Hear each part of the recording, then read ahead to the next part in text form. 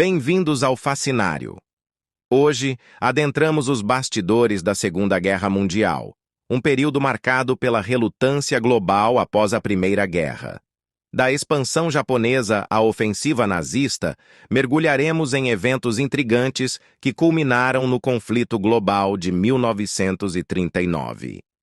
Chamberlain, Churchill, Hitler e Stalin desempenharam papéis cruciais. Preparem-se para desvendar os segredos desta época fascinante. 50. A guerra antes da guerra.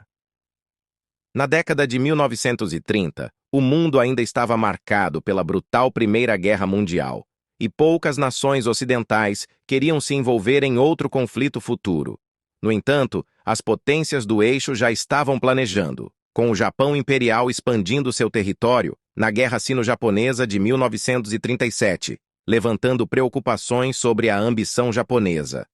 49. Ofensiva de relações públicas. Ao contrário do Japão, a Alemanha, ainda se recuperando economicamente da Primeira Guerra, iniciou uma ofensiva de relações públicas liderada pelos nazistas. Enquanto Hitler apresentava uma imagem positiva, a Alemanha investia pesadamente em militarização nos anos 1930, surpreendendo o mundo com seu poder quando começou a marchar pela Europa. 48. Nazos não nazistas. Inicialmente, o termo nazista não era utilizado pelos próprios nazistas, que se chamavam Partido Nacional Socialista, ou Nazos. O termo nazista foi cunhado por Konrad Hayden, jornalista, derivando de uma palavra bávara que significava estúpido. Os nazistas não perceberam a ironia. 47. Um símbolo. Apropriado. A suástica, inicialmente um símbolo religioso antigo associado à fertilidade e boa sorte, foi apropriada pelos nazistas, tornando-se um símbolo do mal. Muitos que originalmente usavam a suástica em contextos religiosos pediram sua remoção devido às dolorosas associações com o regime nazista. 46. Liberar o raio da morte. O engenheiro britânico Robert Watson Watt, ao investigar um suposto raio da morte nazista, concluiu que não era viável. No entanto, suas pesquisas na década de 1930 resultaram em avanços significativos na tecnologia de radar, facilitando a identificação de aeronaves e submarinos alemães pelas tropas britânicas. 45. Promessa de dedinho. Na tentativa de evitar a guerra, os governos europeus fizeram concessões a Hitler, incluindo cedências territoriais da Tchecoslováquia, cujo governo não foi convidado para a cúpula de paz. Hitler prometeu cumprir o tratado, mas invadiu a Polônia, levando a Grã-Bretanha a declarar guerra em 3 de setembro de 1939. 44. O bode expiatório. O legado do então primeiro-ministro Neville Chamberlain, sinônimo de rendição, é debatido pelos historiadores.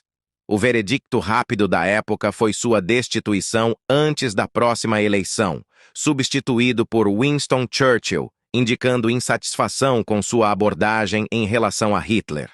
43. O Pacto Sombrio. Hitler e Stalin, apesar de suas diferenças, compartilhavam a aversão pelas democracias da Europa Ocidental. Antes da invasão da Polônia, assinaram um pacto de não agressão para dividir o leste europeu. No entanto, a confiança em Hitler provou-se efêmera.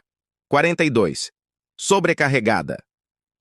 A Polônia resistiu no início da guerra, mas enfrentou duas nações maiores e melhor equipadas determinadas a vencê-la.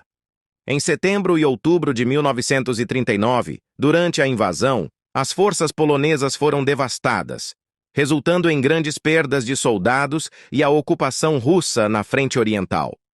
41. Guerra ou não.